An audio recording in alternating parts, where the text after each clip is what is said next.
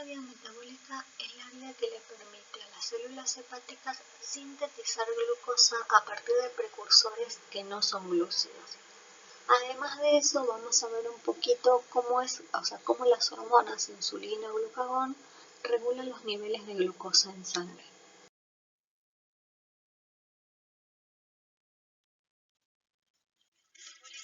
En el hígado y solamente en el hígado de nuestro organismo. Es una vía metabólica que tiene varios pasos. En esta figura está representada de este lado, del lado derecho en color celeste. Muchos de esos pasos ocurren en el citosol, hay algunos que ocurren en la mitocondria y hay un paso que ocurre en el retículo. El objetivo de esta vía metabólica es sintetizar glucosa de nodo, sintetizar glucosa a partir de moléculas carbonadas que no son glúcidos. Esta es una vía anabólica, entonces obviamente para que funcione vamos a necesitar aportarle energía, aportarle ATP. Esa energía se obtiene a partir de la oxidación de ácidos grasos. Y los átomos de carbono, estos precursores que no son glúcidos, pueden ser el lactato, pueden ser aminoácidos de los que se llaman aminoácidos glucogénicos o puede ser el glicerol. Algo importante que tienen que notar cuando estudian esta vía metabólica es que no es la vía inversa de la glucólisis. Comparte muchos pasos con la glucólisis, comparte los pasos reversibles con la glucólisis, pero aquellos pasos que en la glucólisis eran irreversibles, ¿sí? Que eran el paso 1, el paso 3 y el paso 10, en la gluconeogénesis, que la tenemos representada de este lado, van a ser catalizados por distintas enzimas. Entonces, en esta figura, ustedes tienen la glucólisis escrita de arriba para abajo, la transformación de glucosa en piruvato de este lado, y de este lado tienen la gluconeogénesis, la transformación de piruvato. El piruvato se puede obtener a partir de estos precursores, ¿sí? Del lactato de algunos aminoácidos, como a partir de piruvato podemos llegar a glucosa y pueden ver que todos los pasos que eran reversibles en la glucólisis se utilizan también en la gluconeogénesis, todos estos. En cambio, estos pasos que eran irreversibles en la gluconeogénesis lo tenemos que hacer con enzimas diferentes. Entonces ahora cuando yo les explique esta vía metabólica, todos estos pasos no se los voy a explicar porque sería decirles lo mismo que en la glucólisis, pero al revés, ¿sí? Y sí me voy a detener a explicarles estos, los pasos diferentes.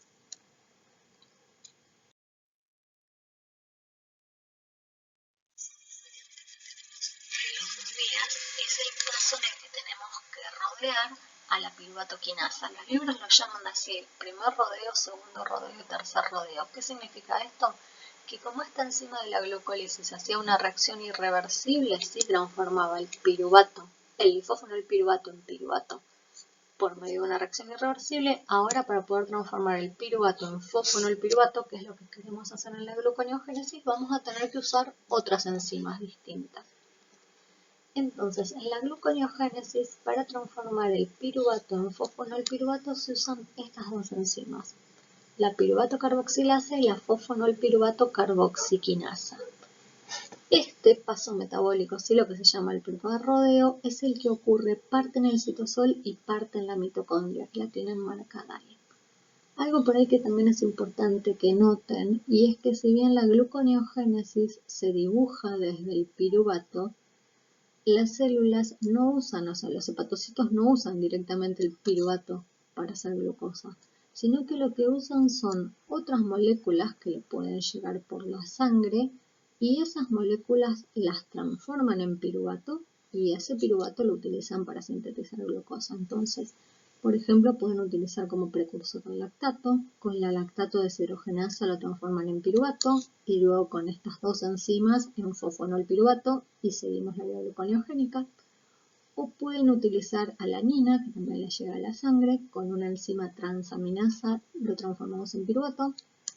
Y con estas dos enzimas transformamos este piruvato en fosfonol piruvato y seguimos la gluconeogénesis. O también otros aminoácidos gluconeogénicos que nos van a dar oxalacetato o intermediarios del ciclo de Krebs que se pueden transformar en oxalacetato, y este oxalacetato con estas dos enzimas lo transformamos en fosfonol piruvato y seguimos con la gluconeogénesis, ¿sí? Entonces, si bien los libros les explican la gluconeogénesis desde piruvato, piensen que el hígado, desde la sangre, le llegan estas moléculas para hacer glucosa. Y también les llega glicerol trifosfato, que en otra diapo les muestro dónde se incorpora en la vida. Entonces, también si le prestan atención a esta figura, van a ver que tenemos dos formas de hacer este primer rodeo, ¿sí? Una forma es si partimos desde lactato y otra forma es si partimos desde alanina. Y si se ponen a comparar, son distintas, ¿sí? Esta vía es más cortita y esta vía es más larga. Si bien la idea es siempre la misma, ¿sí? Lactato, piruvato, piruvato, fosfonol, piruvato, y acá alanina, piruvato y piruvato, fosfonol, piruvato. Si bien la idea es obtener fosfonol, piruvato, se hace de dos maneras distintas.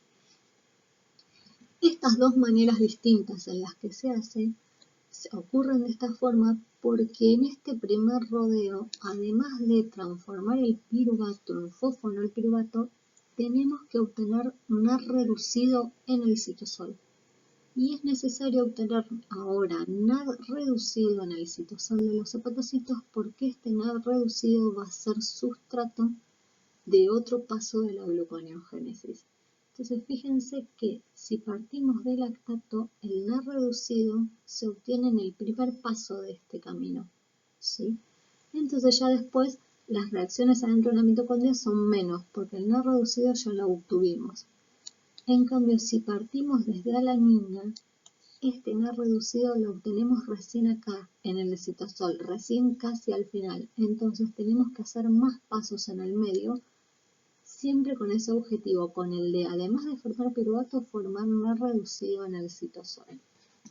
Entonces, si la molécula que le llegó al hígado para transformar en glucosa es el lactato, con la lactato deshidrogenasa lo transforma en piruvato y ya acá obtuvimos el NAR reducido que vamos a necesitar más adelante. Entonces ahora lo único que tenemos que hacer es este piruvato transformarlo en fosfonol piruvato. Para eso el piruvato entra en la mitocondria, se decarboxila por la piruvato carboxilasa, se carboxila por la piruvato carboxilasa, el nombre me lo estaba diciendo, se transforma en oxalacetato. El oxalacetato ahora sí se decarboxila por la fosfonol piruvato carboxiquinasa y se transforma en fosfonol piruvato y este fosfonol piruvato sale al citosol y se sigue metabolizando. En cambio, si partimos desde alanina, tenemos que hacer un camino más largo. ¿Por qué? Porque si partimos desde alanina, la alanina se transforma en piruvato por una reacción de transaminación. Y en esta reacción no es una reacción redox, no se nos está formando una reducida. Entonces todavía no obtuvimos esta molécula. Entonces, si partimos desde alanina, la transaminamos a piruvato, ¿sí? Hacemos la reacción de transaminación para obtener piruvato. Este piruvato ingresa a la mitocondria. Otra vez lo metaboliza la piruvato carboxilasa y lo transforma en oxalacetato, pero ahora es distinto. Este oxalacetato va a ser reducido a malato adentro de la mitocondria, ¿sí? Estas reacciones son las que ustedes conocen del ciclo de Krebs, pero esta malato deshidrogenasa ahora está funcionando en el otro sentido, ¿sí? Entonces, se forma malato, el malato puede salir al citosol y en el citosol actúa la malato deshidrogenasa citosólica que nos va a transformar malato en oxalacetato. Y cuando este malato se transforma en oxalacetato, pero ahora en el citosol, se nos forma el NAR reducido en el citosol, que vamos a necesitar en pasos posteriores. Por último, este oxalacetato con la fosfonol piruvato carboxiquinasa, pero ahora la hizo formar el citosol, se va a transformar en fosfonol piruvato. Entonces, cuando estudian este primer rodeo, presten atención a las dos enzimas nuevas, las dos que no conocen, ¿sí? Y también tengan en cuenta esto, que dependiendo de qué molécula carbonada sea la que usamos para iniciar la vía, hay que seguir este camino o este camino.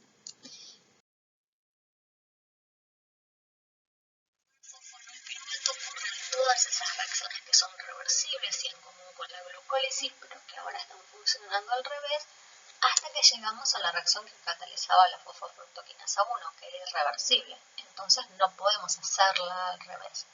Y va a funcionar una enzima nueva que es la fructosa 1,6-bifosfatasa. Esta fructosa 1,6-bifosfatasa lo que va a hacer es hidrolizarnos el fosfato del carbono 1 de esta molécula para formarnos fructosa 6-fosfato.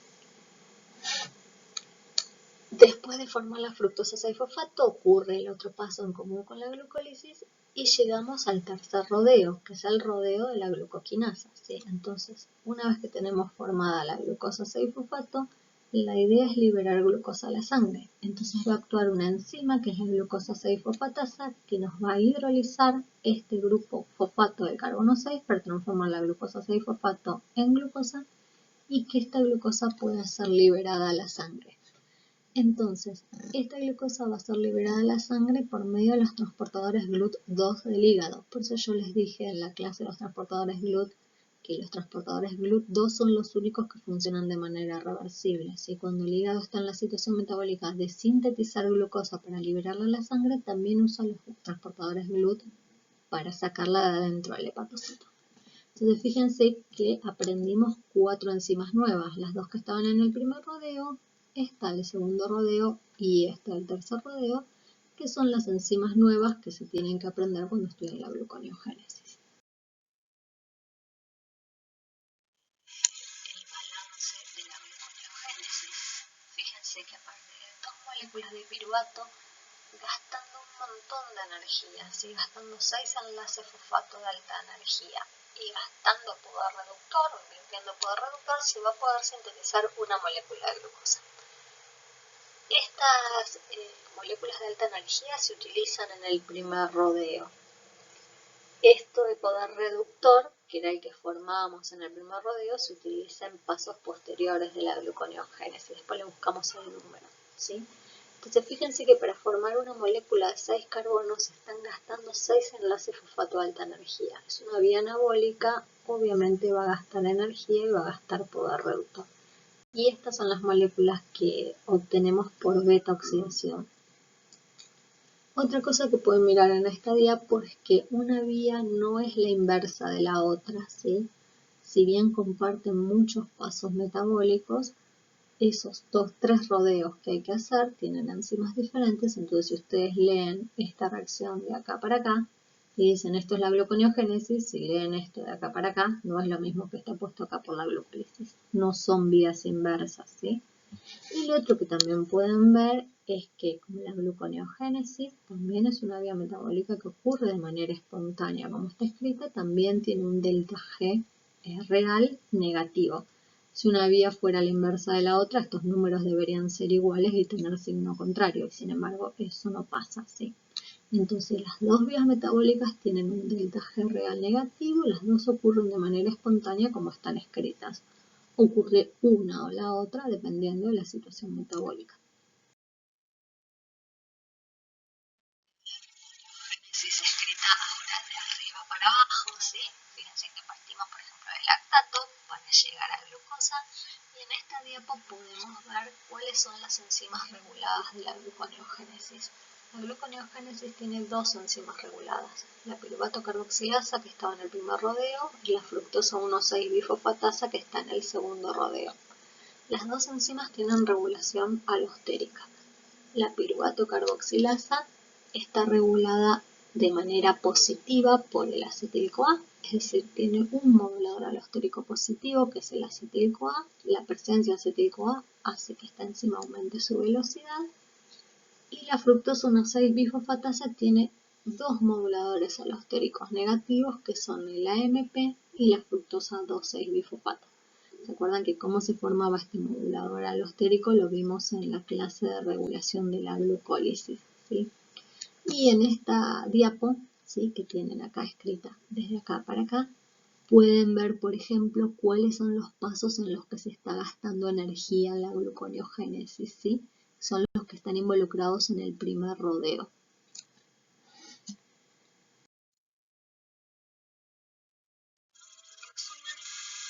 La función de esta vía metabólica es sintetizar glucosa a partir de precursores que no son glúcidos. Esta vía metabólica ocurre en el hígado, principalmente en el hígado de los seres humanos, ¿sí? Ocurre en distintos compartimientos. El primer rodeo ocurre parte en la mitocondria y parte en el citosol. Las demás reacciones ocurren en el citosol y me olvidé de decirles que el último rodeo, la desfosforilación de la glucosa 6-fosfato para dar glucosa, ocurre adentro del retículo endoplasmático. Está regulada a nivel de las dos enzimas que vimos en la diapositiva anterior, que tienen solamente moduladores alostéricos, ¿sí? La piruvato carboxilasa y la fructosa 6-bifosfatasa. Utiliza como fuentes de carbono el lactato, el glicerol, los aminoácidos glucogénicos. Utiliza como energía el ATP, que se forma en la oxidación de ácidos grasos, y utiliza como poder reductor el NAR reducido, que se forma durante las reacciones del primer rodeo.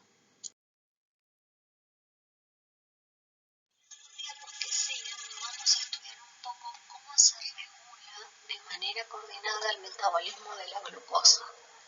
Es importante entender cómo se regula estos metabolismos de manera coordinada y cómo responden a la acción de las hormonas. Entonces, para regular los niveles de glucosa en sangre, participan principalmente estas dos enzimas y también la adrenalina en algunas situaciones metabólicas especiales, ¿sí? Entonces, cuando la glucemia en sangre disminuye, el páncreas libera la hormona glucagón, con el objetivo de estimular al hígado a producir glucosa, a hacer gluconeogénesis y liberarla a la sangre. Cuando la glucemia en sangre aumenta, se libera la hormona insulina, y esta hormona insulina tiene el objetivo de hacer que los distintos tejidos capten la glucosa y la utilicen, algunos tejidos, ¿sí? Y además de estimular en el hígado el uso de la glucosa por vía glucolítica y su conversión en glucógeno y en lípidos. En respuesta al estrés, situaciones de estrés o de actividad física, se libera la hormona adrenalina, que actúa sobre las células del músculo y sobre el hígado y estimula también el consumo de la glucosa. El glucagón y la adrenalina tienen receptores ubicados en la membrana plasmática. Son receptores que se llaman receptores acoplados a proteína G. Y cuando el glucagón o la adrenalina se unen a su receptor, desencadenan toda una vía de transducción de señales que van a terminar activando una proteína quinasa, que es la proteína quinasa A, que ya estuvimos viendo, ¿sí? Que es la que se va a encargar de fosforilar distintas enzimas y modificarles su actividad. La insulina también tiene receptores en membrana plasmática, son receptores de tipo tirosina quinasa, y cuando la insulina se une a su receptor también desencadena pero varias vías de transducción de señales diferentes adentro de la célula. Entonces la insulina puede terminar activando una proteína quinasa B, otras proteínas quinasas que se llaman MAP quinasas, también puede terminar activando fosfatasas, y con este tipo de enzimas quinasas y fosfatasas van a regular el estado de fosforilación o de desfosforilación de otras enzimas que hay dentro de la célula y van a hacer que estas enzimas sean más o menos activas.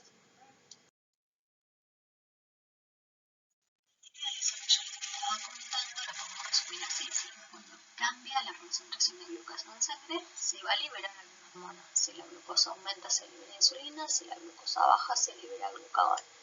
Esas hormonas se unen a sus receptores, que son proteínas que están en la membrana plasmática a las que se pueden unir las hormonas, y van a desencadenar una cascada de transducción de señales entre la célula. ¿Qué significa esto? Que se van a ir formando distintos metabolitos y se van a ir activando distintas proteínas que al final de toda esa cascada y de toda esa serie de reacciones, que pueden ser más o menos largas, van a llevar a que se modifique la expresión de algunos genes o a que se fosforilen o desfosforilen enzimas que tenemos adentro de la célula y con eso les cambie la actividad.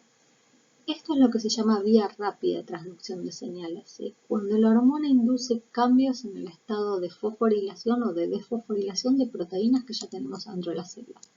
Y de esa manera, con esa modificación covalente, las regula la actividad. Esto es lo que se conoce como vía lenta de transducción de señales, cuando la hormona desencadena toda una cascada de transducción de señales, o sea, toda una serie de reacciones que van a hacer que un gen se exprese más o menos.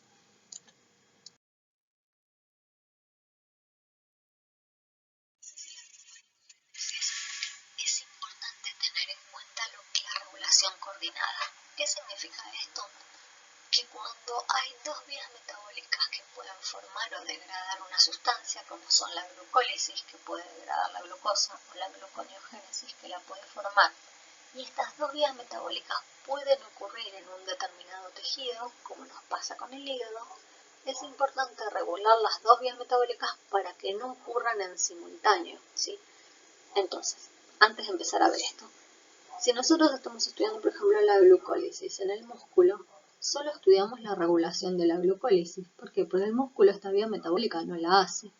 Y en realidad, en todas las células y tejidos, menos en el hígado, solo estudiamos cómo está regulada la glucólisis, porque esta vía metabólica no la tienen. Pero en el hígado, que tiene las dos vías metabólicas, tenemos que ver cómo se regulan las dos, pero en simultáneo, para que cuando esté ocurriendo una no ocurra la otra. A eso de ver cómo se regulan las dos a la vez o en simultáneo es a lo que se llama regulación coordinada. Entonces, siempre que veamos regulaciones coordinadas, van a tener que ver qué moléculas pueden regular en simultáneo a dos enzimas, a una de cada vía metabólica.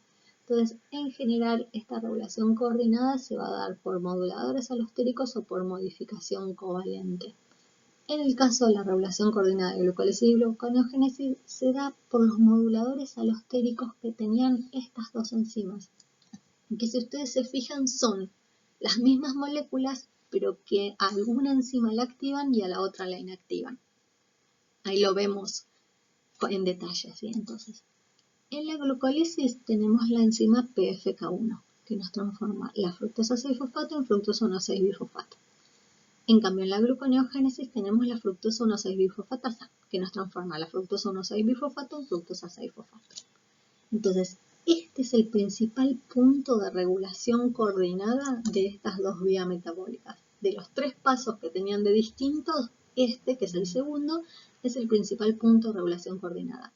¿Cómo se hace la regulación coordinada? Utilizando los mismos moduladores alostéricos, pero que si ustedes los miran con los colores, ¿sí? Los moduladores que son positivos para esta enzima son negativos para esta y al revés. Los que son negativos para estos van a ser positivos para estos. Miren, fíjense. El principal es el que ya estuvimos estudiando en glucólisis, que es la fructosa 2,6-bifosfato. Entonces la fructosa 2,6-bifosfato, que es un modulador alostérico positivo de esta enzima, cuando se forma, actúa de modulador positivo de la PFK1, es decir, se une y le aumenta la actividad. Pero también, cuando hay fructosa 2,6-bifosfato, actúa de modulador negativo de esta enzima. Entonces, cuando hay fructosa 2,6-bifosfato, se une a esta enzima y se une a esta enzima. A esta le aumenta la actividad porque es positivo, a esta le baja la actividad porque es negativo. Fíjense, lo mismo podemos pensar con el AMP. Cuando hay AMP, se une a las dos enzimas, pero para esta es positivo, entonces a esta le aumenta la actividad. En cambio, para esta es negativo, entonces a esta le baja la actividad. Fíjense, otra vez lo mismo podemos pensar con el citrato, ¿sí? Y después hay algunos moduladores que son particulares de una y no de la otra. Entonces, yo acá se los estoy explicando para glucólisis y gluconeogénesis. Obviamente esta regulación coordinada solamente vale para el hígado, que es el único órgano que tiene las dos vías metabólicas, ¿sí? Si estamos estudiando un tejido distinto del hígado, solo tenemos que estudiarnos esto, porque la única vía que ocurre es la glucólisis.